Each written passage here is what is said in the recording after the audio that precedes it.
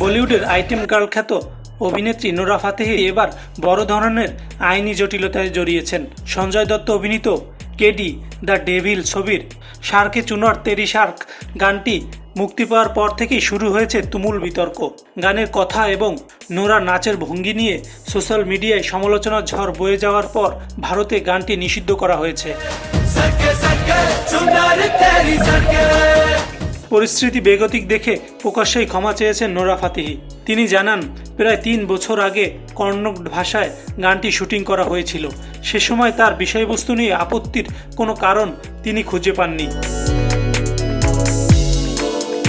তবে হিন্দি সংস্করণ সামনে আসার পর গানের কিছু অংশ নোরার কাছেও অস্বস্তিকর মনে হয়েছে বলে তিনি দাবি করেন। অভিনেত্রীর দাবি, গানের বিষয়ে তিনি আপত্তি জানালেও নির্মাতা সেটিকে গুরুত্ব দেননি। তবে ক্ষমা চেয়েও পার পাচ্ছেন না এই মরক্কান সুন্দরী। 10 জন আইনজীবীর একটি দল ভারতের স্বরাষ্ট্র মন্ত্রণালয়ে নোরার বিরুদ্ধে একটি অভিযোগপত্র জমা দিয়েছেন।